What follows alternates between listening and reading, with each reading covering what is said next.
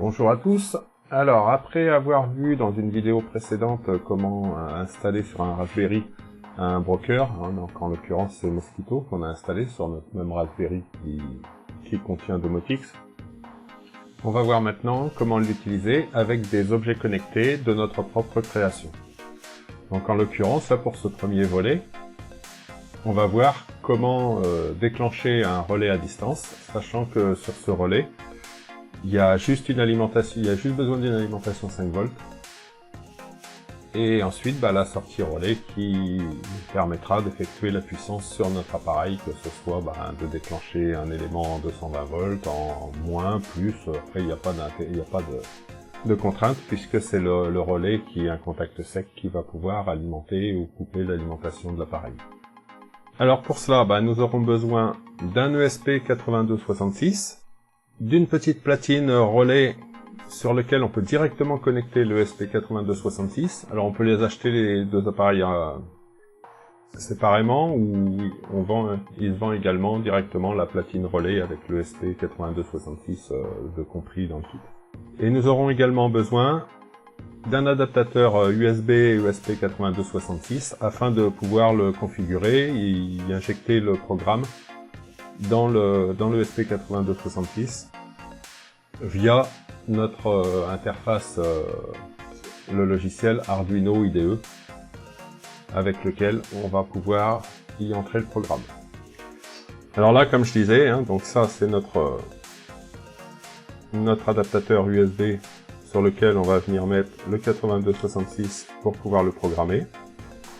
Et ici, on a notre platine relais, donc qui est totalement autonome. Une fois qu'on y a mis notre ESP8266, on n'a plus qu'à mettre notre alimentation 5 volts sur les deux broches et notre sortie relais, donc avec le commun au milieu, le contact ouvert à gauche et le contact fermé à droite. Je vous mets le plan des connexions. Donc là, on voit bien notre alimentation 5 volts. Alors, il donne de 5 à 12 volts, mais bon, je ne tenterai pas d'alimenter en 12 volts, mais si on a une alimentation qui est un peu plus haute que 5 volts, 6 ou 7 volts, ce sera pas méchant, normalement, il devrait prendre en compte. Il y a une régulation qui est intégrée à la platine. Alors, pour commencer, on va mettre notre 8266 sur l'adaptateur USB qui va nous permettre de programmer. Sur le côté, vous avez un petit interrupteur. Donc en dessous, si on regarde, il est noté, je sais pas s'il y a point, il y a UART ou PROG, donc pour la programmation, et UART c'est l'utilisation. Donc nous, il faut le mettre à gauche pour aller sur la programmation. Et une fois qu'il sera programmé, vous basculez l'interrupteur ici si vous voulez vérifier votre code ou tester. Donc on va voir ça ensemble. Dans une console de l'IDE, on verra comment vérifier qu'on est bien connecté au Wi-Fi, et ainsi de suite. Donc là, hop, l'interrupteur à droite sur la programmation. Alors on se retrouve maintenant dans notre IDE Arduino. Alors j'ai mis l'adaptateur avec le ESP8266 dans mon port USB. J'ai lancé le programme Arduino, j'ai importé le script. Alors le script, je vous le mettrai dans la description, je vous mettrai un lien GitHub pour le télécharger. Je l'ai mis sur GitHub de façon à ce que vous puissiez le télécharger facilement. Donc on va utiliser trois bibliothèques, la bibliothèque ESP8266 Wi-Fi, la pub subclient, c'est pour le MQTT, et puis la bibliothèque Arduino JSON qui va nous servir à interpréter les envois et réceptions JSON qui vont être transmises par le MQTT. Donc au début, quelques constantes. Avec votre SSID, là vous mettez le SSID de votre réseau Wi-Fi, le password de votre réseau Wi-Fi. MQTT serveur, ça va être suite à la vidéo qu'on a fait la dernière fois, si c'est l'adresse de votre serveur Domotix. Vous mettez cette adresse ici. Le port, donc là c'est le port MQTT, c'est pas le port Domotix. Le logging et le password qui vous permettent d'intégrer en toute sécurité, de dialoguer en toute sécurité avec MQTT. Ensuite, quelques variables. Alors, Les topic in, topic out, ce sont les topics de dialogue avec Domotics. Donc là, c'est Domotics /out et /in. Donc, bien sûr, le topic in du récepteur MQTT, c'est le out de Domotics. C'est pour ça qu'ici, on a in et out, c'est pas une erreur. Le nom de votre module, donc là on va lui donner un nom, bon là je l'ai appelé module relais, et après ce sera vous lui donnez le nom par rapport à où vous allez le mettre, moi j'aurais pu mettre, comme il va me servir, comme je vous avais dit dans une vidéo précédente, c'est pour mettre un éclairage en fond de jardin, j'aurais pu mettre éclairage jardin, peu importe, c'est juste pour l'identifier, il faut qu'il ait une identification unique par rapport à tous les modules que vous allez créer. Là c'est le pin relais, donc c'est le pin de l'ESP8266 qui va activer le relais. Donc vu que là c'est un module tout intégré, c'est sur le pin 0. La carte est faite comme ça, donc là c'est le pin 0. Mais si vous le faites vous-même, vous pourrez très bien avoir le 0, le 2, le 3. Il n'y a pas de règlement là-dessus. Et puis là c'est l'ID du device. Alors en fait, comme on avait vu la dernière fois, on avait vu dans Domotics, si on retourne dans Domotics, dans l'onglet interrupteur, on avait fait un test à MQTT. On avait créé un interrupteur virtuel, et là, donc si je vais dans les logs, ici, je vois que le device, c'est le numéro 27. Donc si je veux retravailler avec celui-ci, ici, je lui mets le numéro 27. Donc ce sera par la suite, si vous faites d'autres interfaces relais, ce sera le device de votre interface relais. Et puis ensuite, il y a tout le code qui va permettre de connecter au Wi-Fi, de connecter à MQTT, d'attendre les informations de réception. Il y a tout le code, et j'ai essayé un peu de le commenter. Donc pour ceux que ça intéresse, vous pourrez un peu regarder tout ce qu'il y a dans le code. Alors notre IDE, il va falloir le configurer pour pouvoir à la fois gérer le ST8266, mais également pour pouvoir utiliser les bibliothèques qui sont demandées. Donc pour ça, on va déjà dans Fichier, Préférences. Alors on l'a vu, si vous avez suivi la vidéo, où il y a le moniteur d'Octoprint déporté. Donc ici, on va mettre l'URL gestionnaire de carte. C'est la même URL, je vous la remettrai dans la description. Donc ici, peut-être vous avez rien, vous copiez donc l'URL, vous faites OK. Et ensuite, on va dans les outils, type de carte, gestionnaire de carte. Hop, on attend qu'il nous donne la main. Voilà, on tape ESP8266. Et là, il nous le donne. Et ici, alors vous voyez, moi, il est déjà installé. J'ai la version 2.5.0, c'est celle qu'il va falloir pour ce module-là. Donc ici, vous sélectionnez la version 2.5.0, soit si elle n'est pas installée, vous installez la 2.5.0. Si vous en avez une autre, vous sélectionnez la 2.5.0, et ensuite vous cliquez sur Installer. Une fois l'installation effectuée, on va inclure les bibliothèques. Alors les bibliothèques, on va aller les chercher. Il y a 2 bibliothèques à charger. Pareil, je vous les mettrai dans la description. Il y a la pub sub client, donc c'est un lien GitHub. Ici, on vient sur Clone and Download, on télécharge, hop, je télécharge ma bibliothèque. Il y en a une autre, c'est la Arduino JSON, pareil, on la télécharge. Voilà. Une fois téléchargée, on va dans notre IDE, on va sur Croquis, inclure une bibliothèque et ajouter la bibliothèque zip. De là, on va la rechercher. Ah bah oui, je suis pas sur le bureau. Bibliothèque. Voilà. Là, on sélectionne notre un des 2 zips qu'on vient de charger. On fait ouvrir, il va s'intégrer. Je vais pas le faire parce que je les ai déjà intégrés. Mais sinon, là, il n'y a rien de compliqué. Ensuite, on retourne dans nos bibliothèques. Et là, on va aller sur Gérer les bibliothèques. Hop, pareil, on attend qu'il nous donne la main. Et une fois qu'on a la main, on tape ESP8266 Wi-Fi. Voilà, et on va intégrer celle-ci, la première. Elle sert pour autre chose, mais on va intégrer celle-ci.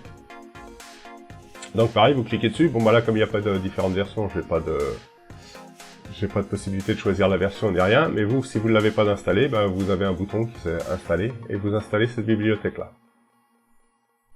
Alors, dernière chose à faire, donc là, il y a une petite modif à faire sur le script de pub qu'on a intégré, là, le pub sub, de publication et subscription.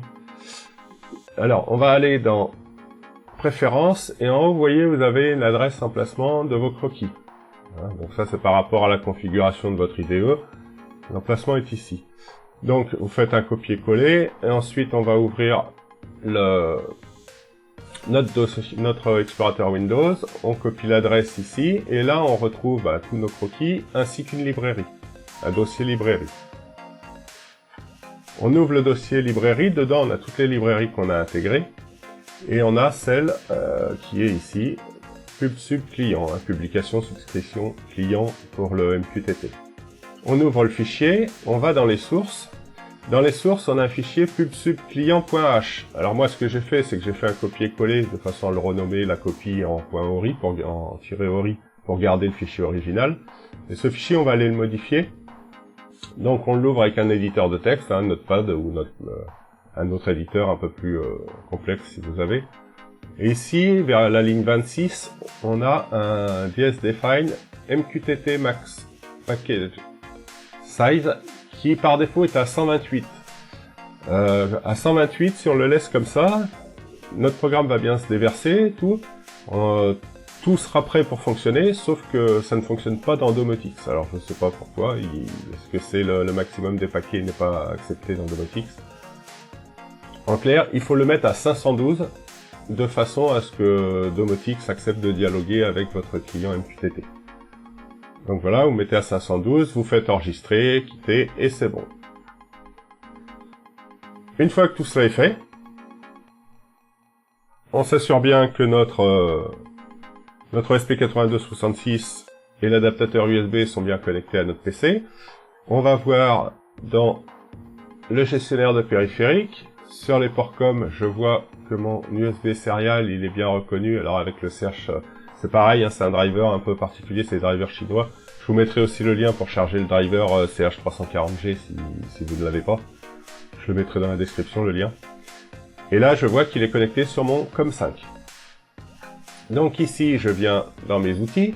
Dans mes outils, je vais prendre type de carte. Donc je prends une générique USB 8266 module. Là, moi je suis en QIO, ça marche avec. Après, ça dépend des modèles de SP. Des fois, ça peut ne pas fonctionner, mais là, je peux juste vous encourager à en tester un autre si ça fonctionne pas. Ici, en flash size, c'est une 1 méga. Alors surtout en OSPIF. Notre port COM en COM5. Voilà, parce que moi, il est sur le COM5. Et là, normalement, je dois pouvoir téléverser mon croquis, ça doit fonctionner. Donc là, il est en compilation.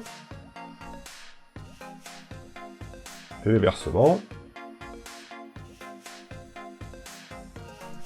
Et voilà, téléversement terminé. Voilà, le téléversement est terminé. Donc, hop, je retire mon adaptateur. Je mets le petit interrupteur sur UART, non plus sur Prog. Je remets l'adaptateur sur l'USB. Et en haut, je vais cliquer là sur le petit moniteur série. Et là, on voit ce qui se passe. Donc là, il y a les informations. Donc ici, il me dit qu'il est connecté. Alors, peut-être que vous aurez des hiéroglyphes un peu bizarres. Donc là, c'est parce qu'ici, il faut vous mettre à la vitesse de 115 200 baud. C'est la vitesse qui a été définie au départ. Donc là, si je refais un test, je le retire. Je le remets, puis je vais très vite ouvrir la console pour voir ce qui se passe, parce que les premières informations, sinon, on les voit pas. Voilà, j'ouvre la console. Et là, voilà, on ouvre la console, on voit donc, hop, le bus connect, Wi-Fi connecté, il me donne l'adresse IP qu'il a. Maintenant, il fait une tentative de connexion MQTT, et là, il me répond qu'il est connecté. Alors, si je teste ici, hop, j'allume, et on voit tout de suite qu'il a reçu les instructions de Domotix, donc il les reçoit sous format JSON. Donc là, message arrivé, donc ça c'est l'ID 27 hein, qui me dit, donc statut il était sur 0, là je l'ai activé, donc il est passé sur le statut 1. Si j'éteins, hop, il m'a repassé nValue sur 0, donc il a bien reçu qu'il devait couper le relais. Donc là, informatiquement, on voit que ça fonctionne. On va donc maintenant faire un test grandeur nature. Donc on prend notre SP, hein, on a retiré. Je le mets sur ma platine. Alors attention à bien brancher, le plus est en bas. Voilà, pardon, je l'avais mis. Donc là j'ai branché le plus et le moins. Donc ici, bah, faudra brancher la sortie qui nous intéresse. Là j'ai branché sur un gros transfo 5 volts, hein, mais on pourra brancher sur toute autre source d'alimentation. Dès l'instant où c'est du 5 volts. Hop, je l'alimente. On a vu le relais s'est activé. Je retourne dans mon domotics. Si je clique sur mon test MQTT, hop,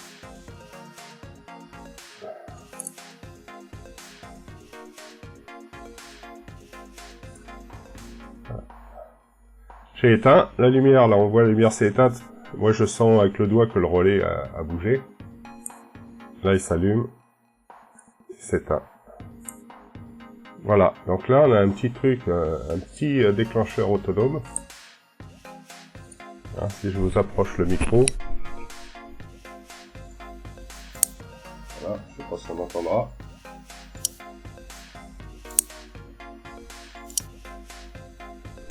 Voilà, donc là ça fonctionne correctement. Notre déclencheur relais MQTT, donc via Domotics, est fonctionnel. Donc bah là vous pouvez faire autant de déclencheurs que vous voulez, hein, ça vous a coûté moins de 10 €. Et vous avez totalement la main dessus, même sur le programme. Donc on continuera notre série MQTT, j'attends par contre des pièces, j'espère que je les aurai à temps pour continuer ce rythme d'une vidéo par semaine sur la chaîne. Et donc on verra comment avoir des informations de température à distance, comment avoir des informations d'interruption, c'est-à-dire on peut mettre un interrupteur à distance, un bouton poussoir. Il y a plusieurs choses que l'on peut voir. Éventuellement, ce qui me plairait bien, c'est de faire un peu une station météo MQTT, donc en créant nous-mêmes nos composants. On verra ça si j'arrive à trouver de quoi faire tout cela. Je partagerai avec vous la fabrication de cette station météo. Donc voilà, n'oubliez pas de mettre un petit pouce si vous avez aimé cette vidéo. Abonnez-vous si vous n'êtes pas abonné. Et puis je vous dis à bientôt pour une prochaine vidéo. Au revoir.